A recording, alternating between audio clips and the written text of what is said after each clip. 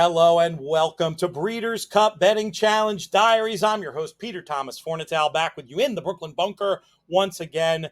Very excited. We have Breeders' Cup qualifying action really getting down to the nitty-gritty with just a handful of weeks before the big dance. It's the last weekend for our regular season of our HorsePlayers Happy Hour Thursday live stream. That's something we're going to encourage you to check out and play in this weekend. But the first thing I want to do before we get to the guests on this week's show is to give props to some of the folks who won their seats last weekend over on horseplayers.com, where you'll find feeders and qualifiers every day. John Himes, David McCarty, Eric Brothers, and Jim Settle won full-on BCBC seats, and then two players won $5,000 partial entries, including Ciaran Thornton. We'll hear from him a little bit later in the show, and also Cal Justice. Meanwhile, over on twinspires.com, Frank Mustari, who we've had on the show this season, you can go back and find that episode in our archive on the Breeders' Cup YouTube channel. Frank Mustari gets another BCBC seat with a win over at Twin Spires. Qualifying action coming up fast and furious these next few weekends, as you might expect, with all the win and you're in races happening. We'll go straight to September 28th, this Saturday, California Crown Betting Challenge, a $6,000 event, $5,000 live bankroll, $1,000 entry fee there. There's also a Twin Spires contest on Saturday. Sunday, Santa Anita and ExpressBet have a low ratio challenge. For information about all of the ExpressBet contests, you can go to expressbet.com/tournaments. October 11th and 12th, Keeneland takes center stage contest both days. Keeneland.com, the place to check that out. Jim Goodman, the point of contact. But that big fall contest is happening, as well as a smaller one on the Sunday. And then the following weekend, we're back at Santa Anita for another Santa Anita ExpressBet low ratio challenge. Those are happening on both the 19th and the 26th. All right, with that business out of the way, we're going to bring in today's first guest. He's one of our regular players here on Breeders' Cup Betting Challenge Diaries. He is Jackson Muniz. Jackson, how are things? Doing good, man. I'm looking forward to this weekend with the California Crown. I'm going to be just bought my ticket last night, so I'm excited to check it out this year. Awesome. I'm looking forward to getting to hang out with you out there. It's going to be a really fun event, food, music, and of course, great racing from our friends and partners out there.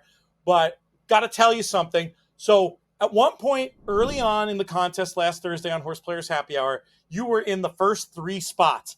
I'm not joking when I tell you I screenshotted it and was about to send a tweet to the effect of things are getting interesting over on HorsePlayers Happy Hour. And then I was like, but then if it doesn't go well, I'll feel like I jinxed the poor man. I know he's done well this season, but maybe this is the week where he punches his ticket by finishing in one of the top two spots for our HorsePlayers Happy Hour playoffs and has a chance in this special 80 entry tournament for a BCBC seat. I decided not to do it. Things then calmed down for you a little bit. I was like, well, I guess I didn't jinx him after all. Then lo and behold, the last race at Belmont, big long shot winner. You had the horse. You won the thing outright. Tell me what happened. I can only picture you watching the race and jumping up and down. Well, actually, we had our big invitational last weekend, so I was working the whole day. I only watched one race. I didn't even see the standings until I think the fifth race was over, and I knew at that point I was in the top 20-ish with all three entries, and I had a horse I loved. My horse pick of the day was the 5 horse in the seventh race, I think it was, and he was like 5 or 6 to 1. That was the only race I watched the whole day. And he was loaded the entire way. Oh, he's going to win. And he just never got through at any point. He got third, and I was so mad. I'm like, well, there goes that whole contest. Maybe I'll get super lucky with the long shots in the last couple of races, but not like really expecting it to happen. And then finally get to the last race, and I go sneak away to go watch the race. And there was a delay at the gate, horse scratched. They walked around like for 40 minutes. So I couldn't watch it. Okay, I got to go back and start working. And then I just, another 30 minutes later, I refreshed the leaderboard, and lo and behold, my name was at the top. And very, very pleasant surprise. I couldn't believe it. And I couldn't believe they let Dylan Davis pay $45 for like the 100th time this summer. It's just ridiculous how much this guy wins. It's unbelievable. He's been a revelation. I mean, he's been good for a while, but he's taken it to another level, and especially on these price horses. And that was a wide open 2-year-old maiden race, exciting race. You must have been very excited to find the winner. You had spread in that race across your entries. Did you have a particular angle on the winner, or was it almost wide open race? Dylan Davis is riding. There's your angle. it was a wide open race. I didn't like the two favorites, and the horse had like 3 workouts on the work tab, and that kind of appealed to me because it wouldn't appeal to me in like a regular everyday betting, but I'm like, no one's going to pick this horse because he has a really small work tab, and I think that's ended up what happening because I think I was pretty far down. I want to say I was like 30th or something, and no one above me had it, and it worked out. It worked out. I was surprised. It was fun when we scrolled down through after that last race on Horse Players Happy Hour, and you were I think it was a 4. You were the first name with a 4, so able to get the job done. You're going to be heading to these Horse Players Happy Hour playoffs with multiple entries. You can have up to 3. I think you're going to have at least 2. Pretty exciting. Are you any extra preparation you'll do for those contests?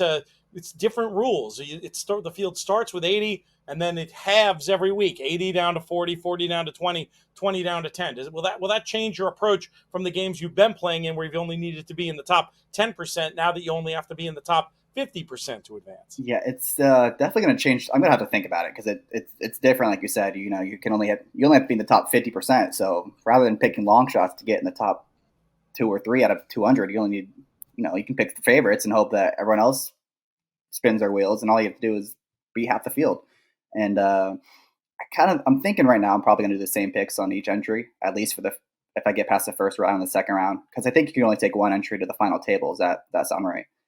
So that's kind of the game plan now. We'll see what happens with what the cards come up like, see if my opinions match up to that. And then even this upcoming week, I think I have a really small chance, but I have an outside chance if I get in the top 2 or 3 again, I think, of winning the leaderboard outright if I pick the same horses on each entry, which I will be doing this week. So yeah, you never know. Great point. That's a great point, because Julie Leboyko, who's our current leader, right now she's in pole position to get that $10,000 seat for winning the regular season tour. But I would imagine a lot of folks like you will be chasing that down. We encourage people to check out Horse Players Happy Hour. Going to be going a little early on the live stream this week with the sun going down earlier and all. 3:30 will be going live. First race will be race number 2 from Belmont at Aqueduct. Jackson, get to handicapping. We want to see what you can do, and maybe you can, I don't know how busy you are Thursday, maybe pop on and join us. If not, we'll be touching base with you again here very, very soon. Sounds good, Pete. Thank you. Up next on the show, man who had some nice success over at horseplayers.com over the weekend, winning his $5,000 partial Breeders' Cup betting challenge entry. Welcome back to the In the Money / Breeders' Cup airwaves to Ciaran Thornton. Ciaran, how are things? Oh, great, Pete. Thanks for having me on again. It's always a good sign when you have me on. It means I won something. Well, I want to ask you about this because your name has been prominent this year on the NHC Tour leaderboard, right up there near the top, in fact. Was curious how you're still finding the bandwidth to play in Breeders' Cup Betting Challenge qualifiers with that other goal on the horizon. How did you come to play in this Friday event?